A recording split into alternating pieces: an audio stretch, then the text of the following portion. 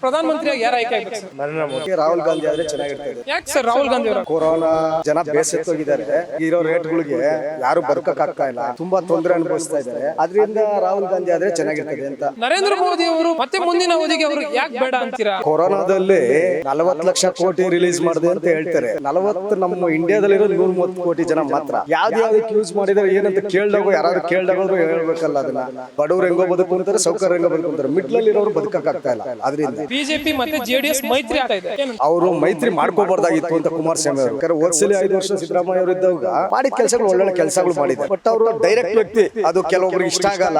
ನಮಸ್ಕಾರ ಸರ್, ನಿಮ್ ಪ್ರಕಾರ ಪ್ರಧಾನಮಂತ್ರಿಯಾಗಿ ಯಾರು ಆಯ್ಕೆ ಆಗ್ಬೇಕು ಸರ್? ಪ್ರಧಾನಮಂತ್ರಿಯಾಗಿ ಈಗಿನ ಲೆಕ್ಕಾಚಾರಕ್ಕೆ ರಾಹುಲ್ ಗಾಂಧಿ ಆದ್ರೆ ಚೆನ್ನಾಗಿರ್ತದೆ ಅಂತ ಸರ್. ರಾಹುಲ್ ಗಾಂಧಿ ಅವರು ಯಾಕೆ ಸರ್ ರಾಹುಲ್ ಗಾಂಧಿ ಅವರು ಆಗ್ಬೇಕು ಸರ್? ಈಗ 10-15 ವರ್ಷದಿಂದ ಈ ಕೊರೋನಾ ಮತ್ತೊಂದರಿಂದ ಜನ ಬೇಸತ್ತೋಗಿದ್ದಾರೆ. ಅದರಿಂದ ಮುಂದಕ್ಕಾದ್ರೂ ಏನಾದ್ರು ಒಳ್ಳೇದಾಗ್ಲಿ ಅಂತ. ಈಗ ಇರೋ ರೇಟ್ಗಳಿಗೆ ಯಾರು ಬದುಕಕ್ಕಾಗ್ತಾ ಇಲ್ಲ, ತುಂಬ ತೊಂದರೆ ಅನುಭವಿಸ್ತಾ ಇದ್ದಾರೆ. ಅದರಿಂದ ರಾಹುಲ್ ಗಾಂಧಿ ಆದರೆ ಚೆನ್ನಾಗಿರ್ತದೆ ಅಂತ ನಮ್ಮ ಅನಿಸಿಕೆ. ಎಲ್ಲ ಜನಗಳ ಅಭಿಪ್ರಾಯನೂ ಅದೇ ಥರ ಇದೆ. ಈಗ ಸ್ಟೇಟ್ ಎಲೆಕ್ಷನ್ಗಳು ಬಗ್ಗೆ ಎಲ್ಲ ಯೋಚನೆ ಮಾಡಿದ್ರೆ ಆ ಥರ ಇದೆ ಅಂತ. ಸೊ ರಾಹುಲ್ ಗಾಂಧಿ ಅವರು ಆಗಬೇಕು ಅಂದ್ರೆ ನರೇಂದ್ರ ಮೋದಿ ಅವರು ಪ್ರಧಾನಿಯಾಗಿ 2 ಅವಧಿಗೆ ಆಯ್ಕೆ ಆಗಿದ್ರು, ಮತ್ತೆ ಮುಂದಿನ ಅವಧಿಗೆ ಅವರು ಯಾಕೆ ಬೇಡ ಅಂತೀರಾ? ಅವರ ಆಯ್ಕೆ ಯಾಕೆ ಬೇಡ ಅಂತೀರಾ? ಸರ್, ಯಾಕೆ ಅಂದರೆ ಕೊರೋನಾದಲ್ಲಿ 40 ಲಕ್ಷ ಕೋಟಿ ರಿಲೀಸ್ ಮಾಡಿದೆ ಅಂತ ಹೇಳ್ತಾರೆ. 40 ನಮ್ಮ ಇಂಡಿಯಾದಲ್ಲಿರೋ 130 ಕೋಟಿ ಜನ ಮಾತ್ರ. ಯಾವ್ದಕ್ಕೆ ಯೂಸ್ ಮಾಡಿದರೆ ಏನಂತ ಕೇಳ್ದಾಗ ಯಾರು ಕೇಳ್ದಾಗಾದ್ರೂ ಹೇಳ್ಬೇಕಲ್ಲ. ಅದನ್ನು ಹೇಳ್ತಾಯಿಲ್ಲ. ಆಮೇಲೆ ಇನ್ನೊಂದು ಏನಂದರೆ, ಬಡ ಜನ ಬದುಕಕ್ಕಾಗ್ತಾ ಇಲ್ಲ. ಮಿಡ್ಲಲ್ಲಿರೋರು, ಬಡವ್ರು ಹೆಂಗೋ ಬದುಕೊಂತಾರೆ, ಸೌಕರ್ಯ ಹೆಂಗೋ ಬದುಕೊಂತಾರೆ, ಮಿಡ್ಲಲ್ಲಿರೋರು ಬದುಕಕ್ಕಾಗ್ತಾ ಇಲ್ಲ. ಅದರಿಂದ ನರೇಂದ್ರ ಮೋದಿ ಅವರು ಬೇಡ ಅಂತ. ಸರಿ ಸರ್, ಈಗ ಲೋಕಸಭಾ ಚುನಾವಣೆಯಲ್ಲಿ ಬಿಜೆಪಿ ಮತ್ತೆ ಜೆಡಿಎಸ್ ಮೈತ್ರಿ ಆಗ್ತಾ ಇದೆ, ಏನಂತೀರಾ? ನಮ್ಮ ಅನಿಸಿಕೆ ಪ್ರಕಾರ ಅವರು ಮೈತ್ರಿ ಮಾಡ್ಕೋಬಾರ್ದಾಗಿತ್ತು ಅಂತ ಕುಮಾರಸ್ವಾಮಿ ಅವರು. ನಮ್ಮ ಪರ್ಸನಲ್ ಒಪಿನಿಯನ್ ಅಲ್ಲ, ಒಳ್ಳೆ ವಿಷಯ. ಅವ್ರು ಇಷ್ಟು ಜನ ಮಾತಾಡ್ಕೊಂಬಂದ ರೀತಿಯಲ್ಲಿ ದೇವೇಗೌಡರು ಪ್ರಧಾನಮಂತ್ರಿ ಆದವರು ಅಂಥ ಒಳ್ಳೆಯವರು ಇದ್ದವಾಗ ಈ ಥರ ಈಗ ನಾವು ಪಕ್ಷ ಬಿಟ್ಟು ಹೇಳೋದಾದರೆ ಅವ್ರು ಆಗಬಾರ್ದಾಗಿತ್ತು ಅಂತ. ಆ ಮೈತ್ರಿ ಅವಶ್ಯಕತೆ ಇರಲಿಲ್ಲ ಜೆಡಿಎಸ್ಗೆ ಅಂತ. ಬಿಜೆಪಿಗೆ ಏನಾದ್ರು ಅನುಕೂಲ ಆಗುತ್ತಾ ಅಂತ ಈ ಒಂದು ಮೈತ್ರಿಯಿಂದ ಜೆಡಿಎಸ್ ಜೊತೆಗೆ? ಏನಾಗಲ್ಲ ಸರ್, ಆಗಲ್ಲ. ಹಾಗಿದ್ರೆ ಲೋಕಸಭೆಯಲ್ಲೂ ಮತ್ತೆ ಕಾಂಗ್ರೆಸ್ಗೆ ಹೆಚ್ಚಿನ ಮತ ಸಿಗುತ್ತೆ ಅಂತೀರಾ? ಹೆಚ್ಚಿನ ಜಾಸ್ತಿ ಬರ್ತದೆ, ಓದ್ಸಲಿಗಂತ ಜಾಸ್ತಿ ಬರ್ತದೆ, ಅದು ಗ್ಯಾರಂಟಿ. ಅದು ಸರ್, ಹಾಗಿದ್ರೆ ಈಗ ರಾಜ್ಯ ಸರ್ಕಾರದ ವಿಚಾರಕ್ಕೆ ಬರೋದಾದ್ರೆ ಹೇಗಿದೆ ಅಂತೀರಾ ಕಾರ್ಯವೈಖರಿ ರಾಜ್ಯದಲ್ಲಿ? ಸರ್, ಈಗ ಬಂದು 6 ತಿಂಗಳಾಗಿದೆ. ಅವರು ಹೇಳಿದ್ದ ಸ್ವಲ್ಪ ಕೆಲಸಗಳು ಎಲ್ಲ ಮಾಡ್ತಾ ಇದ್ದಾರೆ. ಮುಂದಿನ ದಿನಗಳಲ್ಲಿ ಇನ್ನೂ ಮಾಡ್ಬೋದು, ನೋಡ್ಬೋದಲ್ಲ. ಯಾಕಂದರೆ ಓದ್ಸಲಿ 5 ವರ್ಷ ಸಿದ್ದರಾಮಯ್ಯ ಅವರು ಇದ್ದಾಗ ಮಾಡಿದ ಕೆಲಸಗಳು ಒಳ್ಳೊಳ್ಳೆ ಕೆಲಸಗಳು ಮಾಡಿದ್ದಾರೆ. ಯಾಕಂದರೆ ಅದು ಎಲ್ಲರಿಗೂ ತಿಳಿದು ಇದೆ. ಬಟ್ ಅವರು ಡೈರೆಕ್ಟ್ ವ್ಯಕ್ತಿ, ಅದು ಕೆಲವೊಬ್ರಿಗೆ ಇಷ್ಟ ಆಗಲ್ಲ.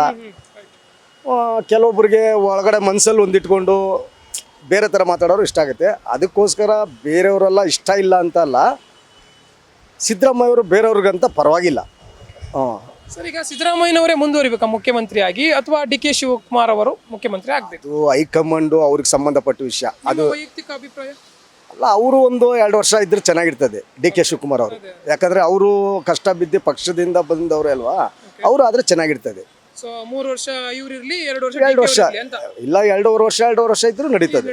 ನಡೀತದೆ. ಅವ್ರಿಗೊಂದು ಅವಕಾಶ ಕೊಡಬೇಕು. ಯಾಕಂದರೆ ಇದು ಜನಸಾಮಾನ್ಯರ ಆಸೆನೂ ಅದೇ ಇದ್ದಾಗ ಕೊಡಲೇಬೇಕಾಗುತ್ತೆ.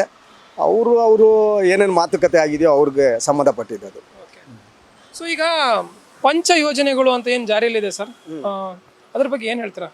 ಸರ್, ಅದು ಒಳ್ಳೆ ಯೋಜನೆಗಳೇ. ಬಟ್ ಎಲ್ಲರಿಗೂ ತಲುಪಿಲ್ಲ ಅಂತ ಹೇಳ್ತಾರೆ ಕೆಲವೊಬ್ರು. ಯಾಕಂದರೆ ಇಷ್ಟೊಂದು ಜನದಲ್ಲಿ ಕಡಿಮೆ ಅವಧಿಯಲ್ಲಿ ತಲುಪೋದು ಕಷ್ಟನೇ. ನಾವು ನಮ್ಮ ಒಂದು ಮನೆ ಸಂಸಾರ ನಡೆಸೋಗ್ಲೇ ಅಷ್ಟೊಂದು ಕಷ್ಟ ಇರ್ತದೆ. ಒಂದು ಸ್ಟೇಟಲ್ಲಿ ಇಷ್ಟೊಂದು ಅನೌನ್ಸ್ ಮಾಡಬೇಕು ಅಂದಾಗ ಎಲ್ಲ ರೀತಿಯಲ್ಲಿ ಅವರು ಪ್ರಿಪೇರ್ ಆಗಬೇಕಾಗುತ್ತೆ. ಇನ್ನೂ ಸ್ವಲ್ಪ ದಿನದಲ್ಲಿ ಇನ್ನೂ ಸ್ವಲ್ಪ ಚೆನ್ನಾಗಿ, ಇನ್ನೂ ಸ್ವಲ್ಪ ಜನಕ್ಕೆ ಯಾರಿಗೂ ದುಡ್ಡು ಬಂದಿಲ್ಲ ಅದು ಇದು ಅಂತ ಇರ್ತಾರಲ್ಲ, ಅವ್ರಿಗೆಲ್ಲ ಹೋಗಿ ತಲುಪುತ್ತೆ ಅಂತ ನಮ್ಮ ಅನಿಸಿಕೆ ಸರ್. ಈ ಗ್ಯಾರಂಟಿ ಯೋಜನೆಗಳು ಇನ್ನೂ ಸರಿಯಾಗಿ ತಲುಪಿಲ್ಲ, ತಲುಪಿದ್ರೆ ಅನುಕೂಲ ಇದೆ ಅಂತೀರ? ಹಾಗಿದ್ರೆ ಅಲ್ಲ, ತಲುಪಿದೆ, ಸರಿಯಾಗಿ ತಲುಪಿಲ್ಲ. ಇನ್ನು ಕೆಲವೊಬ್ಬರಿಗೆ ತಲುಪಿಲ್ಲ ಅಂತ ಹೇಳ್ತಾರೆ. ಅದು ನಾನಾ ಕಾರಣಗಳು ಇರ್ಬೋದು, ಅವ್ರು ಅಪ್ಲೈ ಮಾಡದೇ ಇರೋದು, ಇನ್ನೊಂದು ಬೇರೆ ಇರ್ಬೋದು. ತಲುಪಿದ್ರೆ ಇನ್ನೂ ಚೆನ್ನಾಗಿರ್ತದೆ. ಸರ್, ಈಗಿರೋಂಥ ಯೋಜನೆಗಳು ಚೆನ್ನಾಗಿದೆ ಅಂದ್ರಿ, ಇದನ್ನು ಹೊರತುಪಡಿಸಿನೂ ಬೇರೆ ಯಾವ್ದಾದ್ರು ಯೋಜನೆ ಮಾಡ್ಬೋದಿತ್ತಾ ಅಂತ ಅನ್ಸುತ್ತೆ ಸರ್? ನಮಗೆ ಗೊತ್ತಿದ್ದಂಗೆ ಜನ ಕೇಳೋದು ಊಟದ ಬಗ್ಗೆ, ನೀರಿನ ಬಗ್ಗೆ. ಇದು ಬಸ್ಸದಲ್ಲ, ಬೇರೆಯವ್ರಿಗೆ, ವಯಸ್ಸಾದವ್ರಿಗೆ, ಸ್ಟೂಡೆಂಟ್ಸ್ ಮಾಡಿ ಬೇರೆಯವ್ರಿಗೆ ಕ್ಯಾನ್ಸಲ್ ಮಾಡಿದ್ರು ಒಳ್ಳೆಯದೇ ನಮ್ಮ ವೈಯಕ್ತಿಕವಾಗಿ. ಆಮೇಲೆ ಒಳ್ಳೆ ವಿಷಯ ಅನ್ನೋದು ಗೌರ್ಮೆಂಟು ನಡಿಬೇಕಲ್ಲ ಸರ್. ಎಲ್ಲ ರೀತಿಯಲ್ಲೂ ಇದೆಲ್ಲ ಚೇಂಜ್ ಅಪ್ ಮಾಡಿದ್ರೆ ಒಳ್ಳೇದೇ. ಯಾಕಂದರೆ ಜನಗಳಿಗೆ ಹೇಳಿದ್ನ ಎಲ್ಲರೂ ಕೊಡಲ್ಲ, ಇವರು ಕೊಡ್ತಾ ಇದ್ದಾರಲ್ಲ, ತುಂಬ ಒಳ್ಳೆಯ ವಿಷಯ ಅಂತ ನಮ್ಮ ಲೆಕ್ಕಾಚಾರದಲ್ಲಿ ಸರ್. ಸೊ ಕೆಲವರ ಅಭಿಪ್ರಾಯ ಈ ಯೋಜನೆಗಳೇ ಬೇಡಾಗಿತ್ತು, ಉಚಿತ ಯೋಜನೆಗಳು ಅಂತ. ಏನು ಹೇಳ್ತೀರಾ? ಅಭಿವೃದ್ಧಿ ಕೆಲಸಕ್ಕೆ ಮಾರಕ ಆಗ್ತಾ ಇದೆ ಅಂತ. ಹೌದು ಸರ್, ನೀವು ಹೇಳ್ತಾರ ಸರಿ. ಹಂಗಾರೆ ಪ್ರಧಾನಮಂತ್ರಿ ಆಗಿದ್ದವಾಗ ಮೋದಿ ಅವರು ಏನು ಹೇಳಿದರು ಸರ್? ಅವರು ಇದೇ ತಾನೇ ಹೇಳಿದ್ದು. ಗ್ಯಾಸ್ ರೇಟ್ ಎಷ್ಟಿತ್ತು ಸರ್ ಮನಮೋಹನ್ ಸಿಂಗ್ ಇದ್ದವಾಗ? 400 ರೂಪಾಯಿ ಇತ್ತು. ಇವತ್ತು ಎಷ್ಟಿತ್ತು? ಇವಾಗ 150 ರೂಪಾಯಿ ಕಡಿಮೆ ಮಾಡಿದ್ದಾರೆ. ಅದು ನಿಮ್ಮ ಲೆಕ್ಕಾಚಾರದಲ್ಲಿ ಹೆಂಗೆ ಸರ್? ಅವರು ಅದನ್ನೇ ಹೇಳಿ ಅಲ್ವಾ ಅವ್ರು ಬಂದಿರೋದು. ಈಗೇನಕ್ಕೆ ಅಲ್ಲಿ ಬೇರೆ ಮೂರು ರಾಜ್ಯದಲ್ಲಿ ಗೆದ್ರಲ್ಲ, ಅವರು ಅಲ್ಲಿ ಕೊಟ್ಟಿರಲಿಲ್ಲ ಭರವಸೆಗಳ್ನ? ರಾಜಕೀಯ ಅಂದಾಗ ಇದೆಲ್ಲ ಜನರಲ್ಲೇ, ಯಾರು ಅವರು ಇವರು ಅಂತಲ್ಲ, ಅವ್ರಿಗೆ ಸಂಬಂಧಪಟ್ಟಂಗೆ ಅವ್ರು ಭರವಸೆಗಳು ಕೊಟ್ಟೇ ಕೊಡ್ತಾರಲ್ವಾ ಸರ್. ಈ ಉಚಿತ ಯೋಜನೆಗಳು ಅನ್ನೋದು ರಾಜ್ಯದಲ್ಲಿ ಮೊದಲು ಒಂದು ಜಾರಿಗೆ ಬಂತು, ತದನಂತರ ಪಂಚರಾಜ್ಯ ಚುನಾವಣೆಯಲ್ಲೂ ಕೂಡ ಕೇಳಿ ಬಂತು. ಅದು ಪಂಚರಾಜ್ಯ ಚುನಾವಣೆಯಲ್ಲೂ ಕೂಡ ವರ್ಕೌಟ್ ಆಯಿತು. ಈ ಬಗ್ಗೆ ಏನು ಹೇಳ್ತೀರಾ? ಅಂದರೆ ಕಾಂಗ್ರೆಸ್ ಸರ್ಕಾರ ಮಾಡಿರುವಂಥದ್ದು ಇಡೀ ರಾಷ್ಟ್ರಕ್ಕೆ ಮಾದರಿ ಆಯಿತು ಅಂತೀರಾ? ಏನು ಹೇಳ್ತೀರಾ? ಕಾಂಗ್ರೆಸ್ ಸರ್ಕಾರ ಮಾಡಿದ್ದು ಅನ್ನೋದಕ್ಕಂತ ಸರ್, ಯಾವುದೇ ಒಳ್ಳೆ ವಿಷಯ ಆಗಿದ್ರೆ ಪ್ಲಸ್ಸು ಮೈನಸ್ಸು ಎರಡು ಇದ್ದೇ ಇರ್ತದೆ. ಯಾವುದೇ ರಾಜ್ಯ ಸರ್ಕಾರ ಆಗಲಿ ರಾಷ್ಟ್ರದಲ್ಲಾಗಲಿ ಎರಡು ಸಂಬಂಧಪಟ್ಟಂಗೆ ಇರ್ತಾರೆ, ಅರ್ಧ ಇರ್ತದೆ. ಎಲ್ಲ ನಿಜಾನೂ ನಡೆದು ಬಿಡಲ್ಲ, ಎಲ್ಲ ಸುಳ್ಳು ನಡೆಯಲ್ಲ. ಆ ಲೆಕ್ಕಾಚಾರದಲ್ಲಿ ಇವತ್ತಿನ ಲೆಕ್ಕಾಚಾರಕ್ಕೆ ಪರವಾಗಿಲ್ಲ. ಯಾಕಂದರೆ ಇನ್ನೂ ಮುಂದಿನ ದಿನಗಳಲ್ಲಿ ಬೇರೆ ರಾಷ್ಟ್ರ, ಈಗ ಅವರು ಹೇಳ್ದಂಗೆ ಸರ್, ಈಗ ಅಲ್ಲೆಲ್ಲ ಮಾಡಿದ್ರು, ಈಗ ಅವರು 3 ರಾಜ್ಯದಲ್ಲಿ ಗೆದ್ದವರಲ್ಲ, ಅವರು ಭರವಸೆಗಳು ಕೊಟ್ಟಿದ್ದಾರಲ್ಲ, ಅವರು ಮಾಡಲೇಬೇಕಾಗುತ್ತಲ್ಲ. ಇವ್ರು ಮಾಡಿದ್ರು ಅನ್ನೋದಕ್ಕಂತ ಇದಕ್ಕೆ ಮುಂಚೆ ಬೇರೆ ರಾಜ್ಯದಲ್ಲೆಲ್ಲ ಮಾಡಿದ್ದಾರೆ ಸರ್. ತಮಿಳ್ನಾಡಲ್ಲಿ ಮಾಡಿದ್ದಾರೆ. ತಮಿಳ್ನಾಡಲ್ಲಿ ಮೊದಲಿಂದನೂ ಬಸ್ ಫ್ರೀ, ಹೆಣ್ಮಕ್ಳಿಗೆ ಫ್ರೀ ಕೊಟ್ಟಿದ್ರು. ಇವರು ಸ್ವಲ್ಪ ಮುಂದೆ ಹೋಗಿ ಸ್ವಲ್ಪ ಎಲ್ಲರಿಗೂ ಫ್ರೀ, ಹೆಣ್ಣು ಮಕ್ಕಳಿಗೆ ಎಲ್ಲರಿಗೂ ಅಂತ ಮಾಡಿದ್ರಲ್ಲ, ಎಲ್ಲ ಸ್ಟೇಟ್ ಲೆವೆಲಲ್ಲಿ ಮಾಡಿದ್ರು.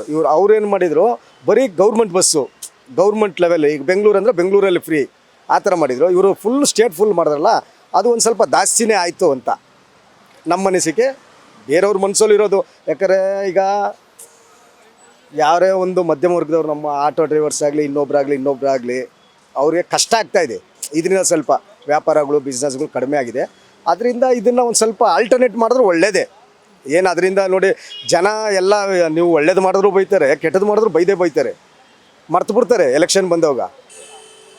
ಅದರಿಂದ ಸರ್ ಹಾಗಿದ್ರೆ ಈ ಒಂದು ಶಕ್ತಿ ಯೋಜನೆಯಿಂದ ಆಟೋದವ್ರಿಗೆ ತೊಂದರೆ ಆಗಿರೋದಂತೂ ಖಂಡಿತ ಎಲ್ಲರೂ ಹೇಳ್ತಾ ಇರುವಂಥದ್ದು, ಎಲ್ಲ ಆಟೋದವರು ಅಂತಲ್ಲ ಸರ್, ಅದು ಖಂಡಿತವಾಗಿಯೂ ನಿಜವಾದ ವಿಷಯನೇ. ಯಾಕಂದರೆ ಎಲ್ಲರೂ ಫ್ರೀ ಬಸ್ಸಲ್ಲಿ ಆಧಾರ್ ಕಾರ್ಡ್ ತೋರಿಸಿ ಹೋಗ್ಬಿಟ್ಟು ಅಂದರೆ ಅದು ಏನಾಗುತ್ತೆ, ಹಾಗೆ ಆಗುತ್ತೆ. ಯಾಕಂದರೆ ಸರ್, ಒಂದು ಮನುಷ್ಯನಿಗೆ ಒಂದು ಸಂಸಾರ ನಡೆಸ್ಬೇಕಾದ್ರೆ 1,000 ಬೇಕೇ ಬೇಕು. ಇವತ್ತಿನ ದಿನ 1,000 ರೂಪಾಯಿ ಬೇಕೇ ಬೇಕು. ಅದರಲ್ಲಿ 500-400 ತಗೊಂಡೋಗಿ ಅವರು ಸಂಸಾರ ಹೆಂಗೆ ನಡೆಸ್ತಾರೆ? ಆಟೋ ಡ್ರೈವರ್ಸ್ ಆಗಲಿ, ಮಧ್ಯಮ ವರ್ಗದವ್ರು ಎಲ್ಲರೂ ಅಷ್ಟೇ ಸರ್. ಯಾರಿಗೂ ಯಾವುದೋ ಬಿಸ್ನೆಸ್ ಇಲ್ಲ, ಆ ಥರ ನಡೀತೈತೆ. ಯಾವ ಲೆಕ್ಕಾಚಾರಕ್ಕೂ ಆ ಥರ ಬಿಸ್ನೆಸ್ ನಡೀತಾ ಇಲ್ಲ. ಅದರಿಂದ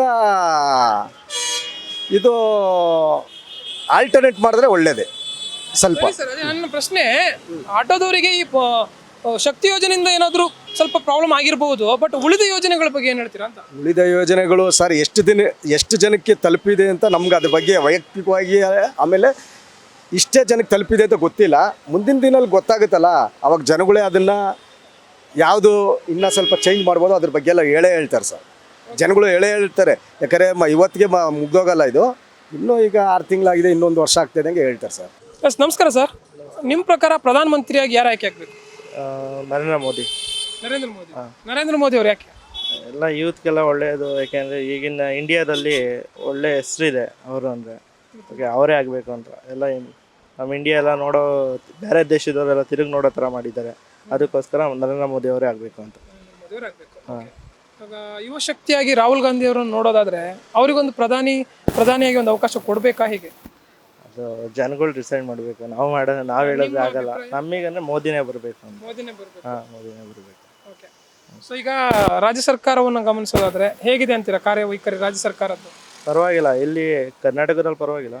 ಅಂದರೆ ಇಂಡಿಯಾ ಅಂತ ಬಂದರೆ ಮೋದಿ ಅವರು ಬರಬೇಕು. ಹಾಗೆ ರಾಷ್ಟ್ರ ಅಂತ ಬಂದಾಗ ಅಲ್ಲಿ ಈಗ ಸದ್ಯಕ್ಕೆ ಕಾಂಗ್ರೆಸ್ ಆಡಳಿತನ ಒಪ್ಕೊಂಡಿದ್ದೀರಾ. ಸಿದ್ದರಾಮಯ್ಯನವ್ರ ಬಗ್ಗೆ ಏನು ಹೇಳ್ತೀರಾ? CM ಆಗಿ ಸಿದ್ದರಾಮಯ್ಯನವರು ಇದ್ದಾರೆ, ಪರವಾಗಿಲ್ಲ, ಕೆಲಸ ಮಾಡ್ತಾ ಇದ್ದಾರೆ. ಅವ್ರಿಗಿನ್ನ ಚಿಕ್ಕವರು, ಎಲ್ಲ ಮಾತಾಡೋಂಗೆ ಆಗಲ್ಲ. ಓಕೆ, ಪರವಾಗಿಲ್ಲ ಕರ್ನಾಟಕದಲ್ಲಿ. ಓಕೆ. ಈಗ ಪಂಚ ಯೋಜನೆಗಳು ಅಂತ ಏನು ಜಾರಿಯಲ್ಲಿ ಇದೆಯಲ್ಲ, ಉಚಿತ ಯೋಜನೆಗಳು, ಅದ್ರ ಬಗ್ಗೆ ಏನು ಹೇಳ್ತೀರಾ? ಜನಕ್ಕೆ ತಲುಪ್ತಾ ಇದೆಯಾ? ಅನುಕೂಲ ಇದೆಯಾ? ಪರವಾಗಿಲ್ಲ, ಎಲ್ಲ ತಲುಪ್ತಾ ಇದೆ, ಎಲ್ಲರಿಗೂ ತಲುಪ್ತಾ ಇದೆ, ಪರವಾಗಿಲ್ಲ. ಆದರೂ ನಮ್ಮದು ಏನೇ ಅಂದರೆ JDS, ಓಕೆನಾ. ಆದರೆ JDS ಆದರೆ JDS ಸರ್ಕಾರ ಅದು ಏನಂದರೆ ಜೆ ಡಿ ಎಸ್ ಬಂದರೆ ಚೆನ್ನಾಗಿತ್ತು ಅಂತ ಜೆ ಡಿ ಎಸ್ ಚೆನ್ನಾಗಿತ್ತು. ಈಗ ಲೋಕಸಭೆಗಾಗಿ ಬಿಜೆಪಿ ಮತ್ತು ಜೆ ಡಿ ಎಸ್ ಮೈತ್ರಿ ಮಾಡ್ಕೊಂಡಿದ್ದಾರಲ್ಲ, ಅದಕ್ಕೆ ಏನು ಹೇಳ್ತೀರಾ? ಬಿಜೆಪಿ ಜೊತೆಗೆ ಹೋಗ್ತಾ ಇದ್ದಾರೆ ಜೆ ಡಿ ಎಸ್ ಅವರು, ಪರವಾಗಿಲ್ಲ ಮಾಡಲಿ. ಆಗುತ್ತಾ ಮೈತ್ರಿ? ಮೈತ್ರಿ ಡೌಟು, ನೋಡಬೇಕು. ಸರಿ, ನೀವು ಯಾವ ಊರಿಂದ ಬಂದಿರೋದು? ನಮ್ಮದು ತುಮಕೂರು. ನಾವಿಲ್ಲೇ ಫೋಟೋಗ್ರಾಫರ್ ಆಗಿ ಇಲ್ಲೇ ಕೆಲಸ ಮಾಡ್ತೀವಿ. ಅಲ್ಲೆಲ್ಲ ಹೇಗಿದೆ ಅಭಿವೃದ್ಧಿ ಕೆಲಸಗಳೆಲ್ಲ? ಸೊ ನಮ್ಮೂರಲ್ಲಿ ಜೆ ಡಿ ಎಸ್ ಇದ್ದಿತ್ತು ಫಸ್ಟು, ಈಗ ಇವಾಗ ಕಾಂಗ್ರೆಸ್ ಜಂಪ್ ಆಗಿದೆ. ನಮ್ಮ ಗೌರಿಶಂಕರ್ ಅಂತ ಹೇಳಿ ಜೆ ಡಿ ಎಸ್ ಅವರು ಇವಾಗ ಕಾಂಗ್ರೆಸ್ ಜಂಪ್ ಆಗಿದ್ದಾರೆ. ಪರವಾಗಿಲ್ಲ, ಅವರು ಚೆನ್ನಾಗಿ ಎಲ್ಲ ಕೆಲಸ ಮಾಡಿದ್ದಾರೆ. ನಮ್ಮ ಗ್ರಾಮಾಂತರ ಬಂದು ಜೆ ಡಿ ಎಸ್ ಇದ್ದಿದ್ದು. B J P first running ಇತ್ತು, ಸುರೇಶ್ ಗೌಡ ಆದಮೇಲೆ ಇವಾಗ ಕಾಂಗ್ರೆಸ್ ಬಂದಿದೆ. ಕಾಂಗ್ರೆಸ್ ಏನು ಮಾಡ್ತಾರೋ ನೋಡಬೇಕು. ಅಂದರೆ ನಮಗೆ ಪ್ರಕಾರ ಮನುಷ್ಯ ಇಂಪಾರ್ಟೆಂಟು. ಕರೆಕ್ಟ್. ಈಗ ಪಕ್ಷವಾಗಿ ಬಿಟ್ಬಿಡಿ, ಅದೇ ವ್ಯಕ್ತಿಯಾಗಿಯೇ ಗೌರಿಶಂಕರ್ ಅವರು ಕ್ಷೇತ್ರದಲ್ಲಿ ಕೆಲಸಗಳನ್ನು ಮಾಡ್ತಾರಾ? ಕೆಲಸ ಮಾಡಿದ್ದಾರೆ. ಎಲ್ಲರಿಗೂ ಒಳ್ಳೆಯದಾಗಿದೆ. ಅಂದರೆ ನಮಗೆ ಒಂದು ಕಡೆ ಅವರು ಕಾಂಗ್ರೆಸ್ಗೆ ಹೋಗಿದ್ದೆಲ್ಲ ಒಂದು ಕಡೆ ಬೇಸರ ಇದೆ ಅಷ್ಟೇ. ಅದು ಬಿಟ್ಟರೆ ಏನಿಲ್ಲ. ಅಂದರೆ ಚೆನ್ನಾಗಿ ಕೆಲಸ ಮಾಡಿದ್ದಾರೆ. ಯಾಕೆಂದರೆ ಚೆನ್ನಾಗಿ ಎಲ್ಲ ಗುರುತಿಸ್ಕೊಂಡಿದ್ದಾರೆ. ನಮ್ಮೂರ ಕಡೆ, ಹಳ್ಳಿ ಕಡೆ ಎಲ್ಲ ಚೆನ್ನಾಗಿ ಕೆಲಸ ಮಾಡಿದ್ದಾರೆ. ನಮ್ಮೂರಲ್ಲಿ ರೋಡೇ ಇರಲಿಲ್ಲ ಫಸ್ಟ್ ಆಫ್ ಆಲ್. ನಮ್ಮದು ತುಮಕೂರಲ್ಲಿ ಬೆಳಗಾವಿ ಹೋಬಳಿ ಗ್ರಾಮಾಂತರ ಮುದುಗೆರೆ ಅಂತ ನಮ್ಮದು ಊರು. ಓಕೆನಾ, ಬುಗುನಹಳ್ಳಿ ಪೋಸ್ಟು. ಚೆನ್ನಾಗಿ ಕೆಲಸ ಮಾಡಿದ್ದಾರೆ ಗೌರಿಶಂಕರ್. ಯಾಕೆಂದರೆ ಗೌರಿಶಂಕರ್ ಮಾಡಿದ್ದಾರೆ, ಸುರೇಶ್ ಗೌಡ್ರು ಮಾಡಿದ್ದಾರೆ. ಆದರೆ ನಮಗೆ ತುಂಬ ಚೆನ್ನಾಗಿ ಇದು ಮಾಡೋರು ಅಂದರೆ ಗೌರಿಶಂಕರ್. ಓಕೆ, ಈಗ ನೆಕ್ಸ್ಟ್ ಮತ್ತೆ ಈಗ ಕಾಂಗ್ರೆಸ್ಸಲ್ಲಿ ಇದ್ದಾರಲ್ಲ ಅವರು, ಮತ್ತೆ ಕಾಂಗ್ರೆಸ್ಸಿಂದನೇ ಕಾಂಪೀಟ್ ಮಾಡಿದ್ರೆ ಅವರು ಏನು ಮಾಡ್ತೀರಾ? ಅವಾಗ ನಿಮ್ಮ ಇದು ಸಪೋರ್ಟ್ ಯಾರಿಗಿರುತ್ತೆ? ಡಿಸೈಡ್ ಮಾಡಿಲ್ಲ, ನೋಡೋಣ. ವ್ಯಕ್ತಿಗೆ ಇರುತ್ತೆ, ನಮ್ದು ಏನೇ ಆದರೂ ವ್ಯಕ್ತಿಗೆ ಇರುತ್ತೆ. ರಾಜಕೀಯ ಅವ್ರದ್ದು ಏನೇ ಇರ್ಬೋದು, ಅದು ನಮ್ಮದು ವ್ಯಕ್ತಿ ಇಂಪಾರ್ಟೆಂಟ್. ನಮ್ಮದು ಗೌರಿಶಂಕರ್ ಅಂದರೆ ನಮಗೇನೋ ಒಂಥರ ಇದು ಎನರ್ಜಿ ಅಂತ. ರೈಟ್. ನೀವು ಮತ ಯಾರಿಗಾದ್ರೂ ಚಲಾಯಿಸ್ಬೋದು, ಅದೇ ಯಾವ ವ್ಯಕ್ತಿಗಿರುತ್ತಾ ಪಕ್ಷಕ್ಕಿರುತ್ತಾ ನಿಮ್ಮ ಸಪೋರ್ಟ್ ಅನ್ನೋ ವಿಚಾರಕ್ಕೆ ಕೇಳಿದೆ. ಫೈನ್. ಈಗ ಒಟ್ಟಾರೆ ಗಮನಿಸೋದಾದ್ರೆ ರಾಜ್ಯ ಸರ್ಕಾರ ಮತ್ತು ಕೇಂದ್ರ ಸರ್ಕಾರ ಯಾವೆಲ್ಲ ಅಭಿವೃದ್ಧಿ ಕೆಲಸಗಳನ್ನು ಮಾಡಬೇಕು ಅಂತೀರಾ ನಿಮ್ಮ ಪ್ರಕಾರ? ಅಂದರೆ ಡೆವಲಪ್ಮೆಂಟ್ಸ್ ಯಾವ್ದು ಮಾಡಬೇಕು ಅಂತೀರಾ? ರಸ್ತೆಗೆ ಇರ್ಬೋದು, ಯಾವುದು? ಸೊ ಇನ್ನೂ ಡೆವಲಪ್ಮೆಂಟ್ ಆಗಬೇಕು. ಸಿಟಿ ಓಕೆ, ಹಳ್ಳಿ ಇನ್ನೂ ಇಂಪ್ರೂವ್ಮೆಂಟ್ ಇರಬೇಕು. ಈಗ ನಮ್ಮೂರಲ್ಲೆಲ್ಲ, ನಮ್ಮದು ತುಮಕೂರು ಗ್ರಾಮಾಂತರ, ಯಾಕೆಂದರೆ ನಮ್ಮೂರಲ್ಲಿ ಬಸ್ಸೇ ಇಲ್ಲ ಫಸ್ಟ್ ಆಫ್ ಆಲ್. ಇವಾಗ ನಮಗೆ ಬಸ್ಸು ಇಲ್ಲ, ಏನೂ ಇಲ್ಲ. 3 ಕಿಲೋಮೀಟ್ರ್ ಹೋಗ್ಬೇಕು, 3 ಕಿಲೋಮೀಟ್ರು ನಡ್ಕೊಂಡು ಹೋಗ್ಬೇಕು, ಇಲ್ಲಾಂದರೆ ಯಾವ ಆಟೋದಲ್ಲಿ ಹೋಗ್ಬೇಕು ನಮ್ಮೂರ ಕಡೆ. ಯಾಕೆಂದರೆ ನಾವು ಇವಾಗ ನಮ್ಮ ಊರಲ್ಲಿ ಗೆದ್ದಿರೋದು ಅಂದರೆ ಸುರೇಶ್ ಗೌಡ್ರು ಒಂದು ಮಾತು ಹೇಳ್ಬೋದು. ಅಂದರೆ ನಮ್ಮೂರ ಕಡೆ ಬಸ್ಸಿಲ್ಲ ಫಸ್ಟ್ ಆಫ್ ಆಲ್. ಓಕೆನಾ, ಬಸ್ಸಿಲ್ಲ. ಜನಗಳು ನೈಟ್ ಆದರೆ ಓಡೋಕ್ಕೆಲ್ಲ ತೊಂದರೆ ಆಗುತ್ತೆ. ಓಕೆನಾ, ಅದರಿಂದ ನಮ್ಮೂರ ಕಡೆ ಇನ್ನೂ ಇಂಪ್ರೂವ್ಮೆಂಟ್ ಆಗಬೇಕು.